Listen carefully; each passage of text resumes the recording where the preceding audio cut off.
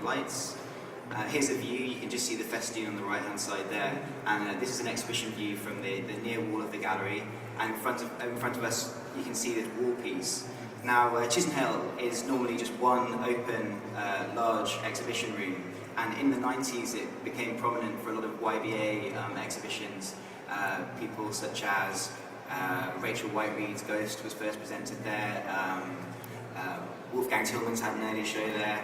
But a lot of the YBA people, like Sam Taylor-Wood, and also Pipolotti Race had an early show there. But the point of me mentioning this history is that a lot of the most famous shows synonymous with Chisenhale tend to be big, bombastic, singular works, in fact, which use the room for its kind of theatricality. You go down a ramp and you enter a large exhibition space.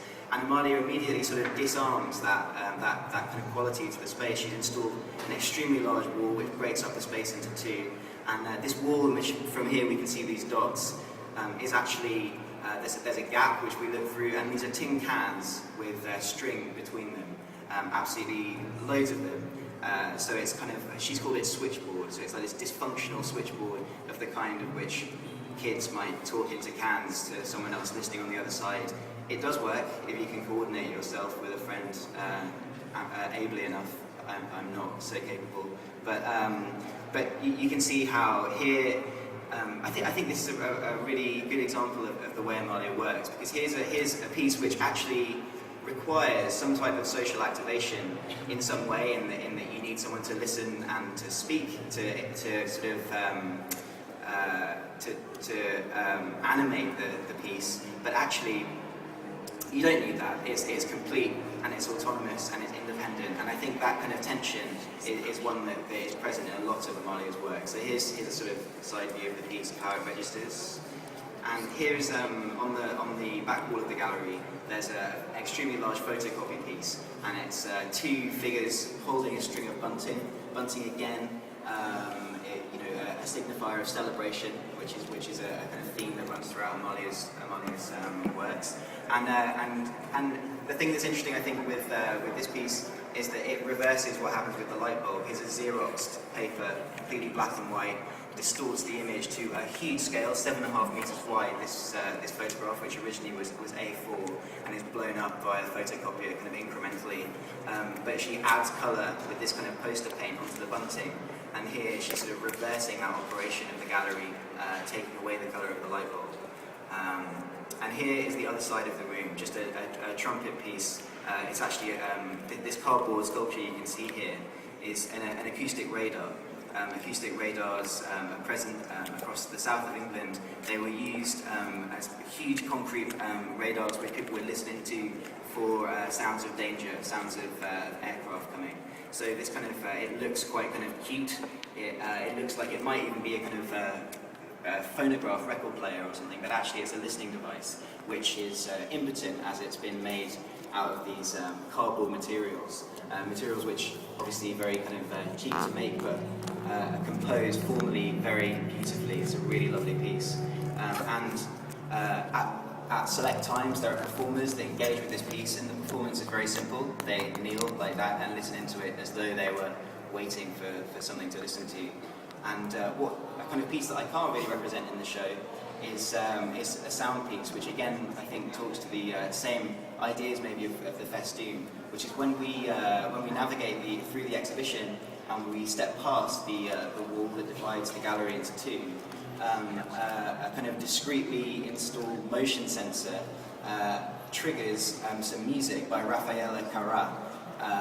Fiesta music, again, this cliche of Latin America, and Amalia is particularly interested in Rafaela Carrà because she is an Italian musician who kind of quite cynically deployed a kind of musical style to hit the Latin American market and succeeded.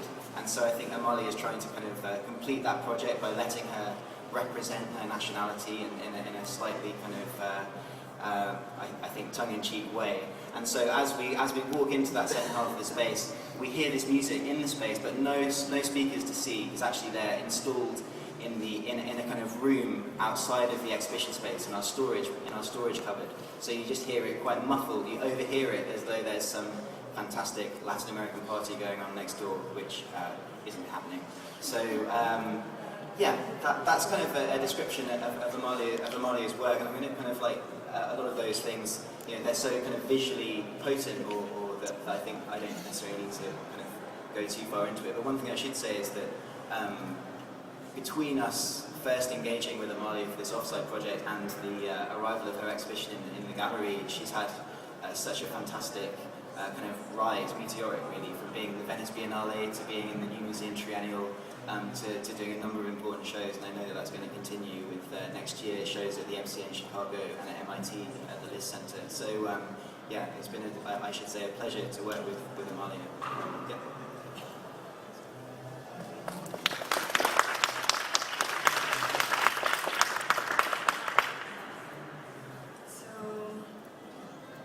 From the three different talks, I get the impression that the approaches of each institution are quite different in relation to one another.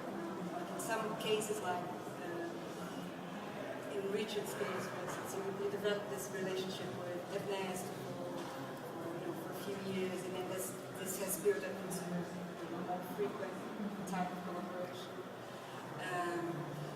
The Chisenhale, on the other hand, you normally work with artists that are based in the UK, and it happens that Amalia is a Barcelona artist who's living here now. But in the case of Tate, I think there's a more systematic approach to both to collecting and to showing Barcelona, but also like with historicizing, to show, to bring in exhibitions that actually contextualize Barcelona. So, I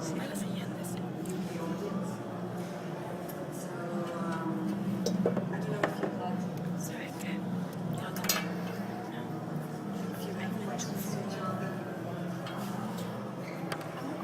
systematic, it's a way that, yes, it's been a sustained program, a group of people on a yearly basis working on the area, research or traveling or doing projects.